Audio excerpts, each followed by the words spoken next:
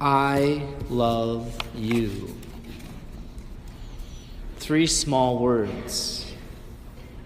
In a world filled with words. So many people talking, texting, tweeting, blogging, singing, preaching. So many words. We live in a society for the first time in human history with near total literacy.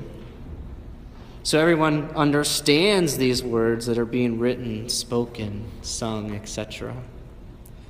It truly can be, and is for most of us, information overload.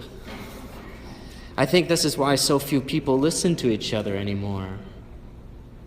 If you people watch while you're out and about, or worse yet, try to stomach talk shows, especially political talk shows, you notice people often speaking with their talking points on their minds and rarely, if ever, listening to the person that they're talking to.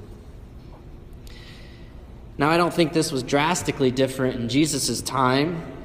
Human nature tends to pride itself on, pride. And making a point and being right is something that goes as far back as the Garden of Eden, and something that people have been perfecting ever since then. We all like to be right, and particularly when we know we are right about something. We have little energy or tolerance for listening to someone else's point of view on something. In our day, the diversity of opinions may not be any more than they were before.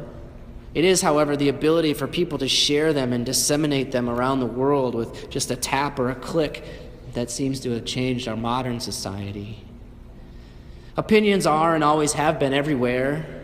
As my grandfather says, everybody's got one. And with so many opinions, so many people jockeying to be heard on what they believe to be right and true, there can be even a greater deafening to the possibility as we fight this fight to proclaim our own opinions or our own truths, that 1, we could possibly be wrong, or 2, hearing anything else that's opposed to our own opinion. In our readings today, they urge us to exercise the skill of listening. And this is a skill. And it is something that has to be practiced. Listening, which is above and beyond hearing which is very passive. It's a function of our anatomy. However, listening is active and requires us to engage in the activity and be present to it and work at it, especially and particularly if it is difficult. Hearing can be impacted if you're physically unable to do, as in the case of deafness, or perhaps when we can't clearly make out the message, or maybe there's a translational problem.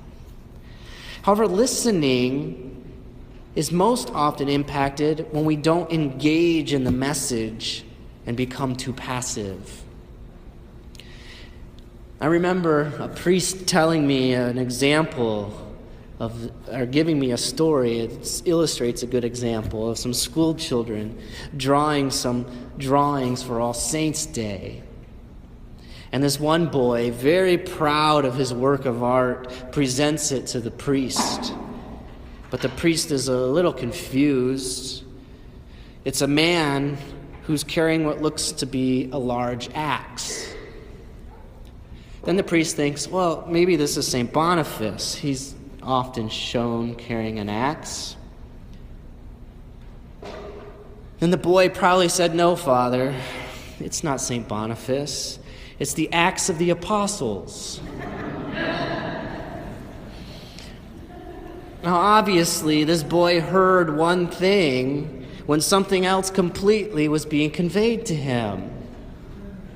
Imagine his imagination throughout the Easter season as he imagines these men walking around the Holy Land wielding this giant axe. It definitely changes your perspective on all the converts that St. Paul and the apostles brought into the church. But aside from being humorous, The point is, this boy heard one thing which was completely different than that which was being communicated.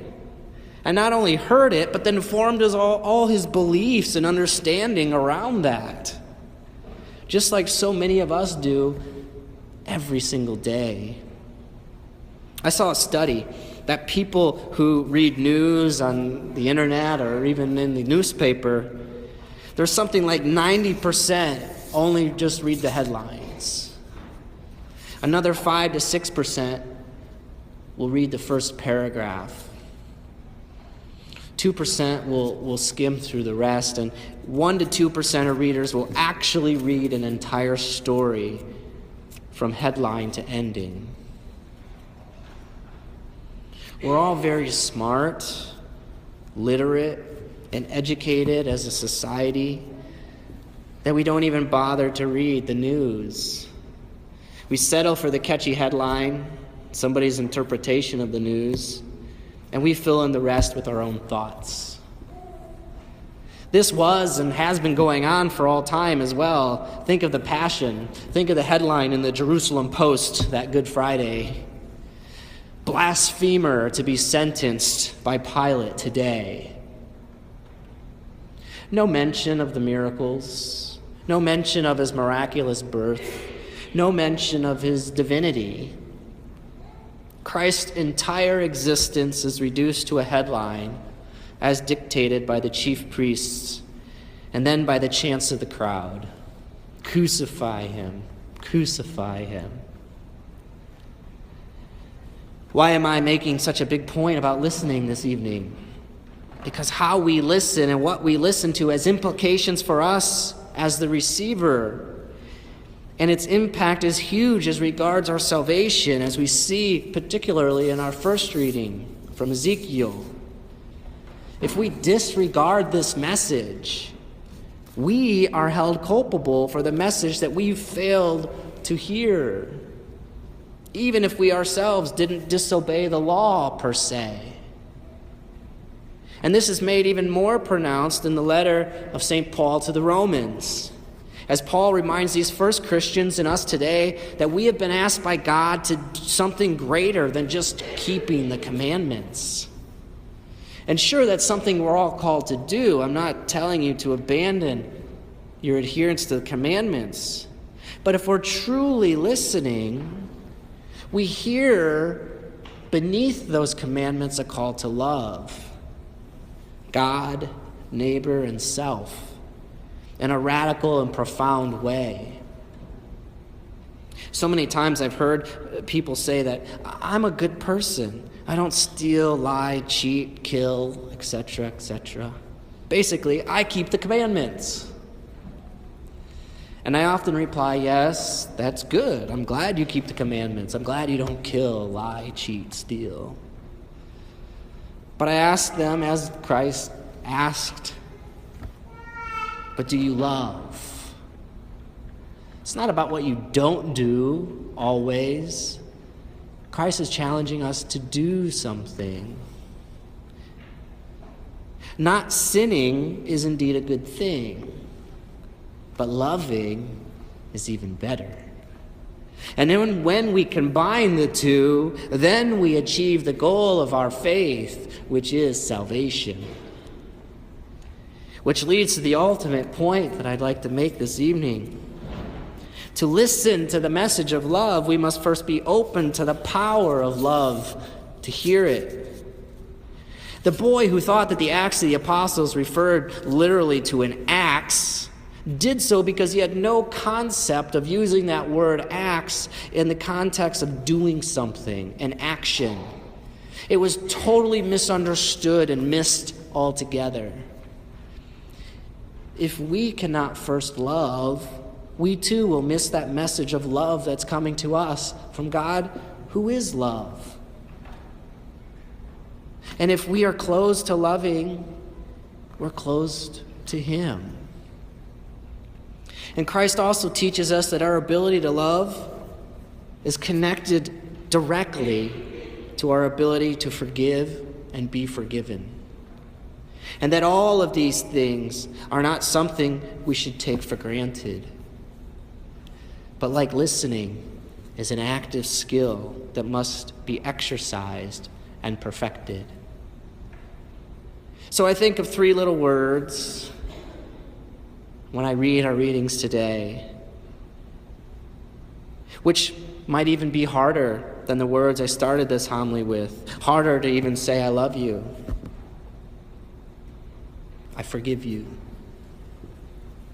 Or please forgive me. Because we all have to die to self and truly care about the other more than we care about ourselves, which is ultimately the definition of love and why we seek forgiveness or forgive others in the first place. If we can say these words of forgiveness, then we can say I love you in a whole new way and with a depth we never had before. As your priest, therefore, it's incumbent that I lead by example. I'm grateful for the opportunity these last 6 months to be away and to take care of some much-needed personal matters. But I realize that I've made mistakes in my past. I'm not perfect. That perhaps before leaving, some people were hurt or misunderstood my true intentions. I know that in my lack of perfection, but also my holy orders, they don't take away my sinfulness. In fact, I think the devil works all the more to exploit it and hurt as many souls as possible. Now, I cannot know, nor do I expect to know, if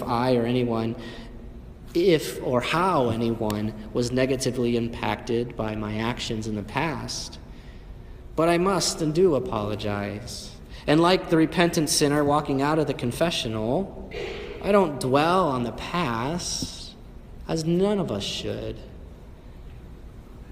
but look forward to the future. And most importantly, as Father, as I am humbled to be called, I express my love. I wanted to come back here, and I'm excited to be back here at St. Francis because I do love you all. And I hope all of you this week can express forgiveness to someone in your life or allow yourself to be forgiven. And in that, to love someone perhaps that you have been harboring hatred or animosity towards. 3 small words, but very powerful and very essential to our lives as children of God, made in His image, He who is love.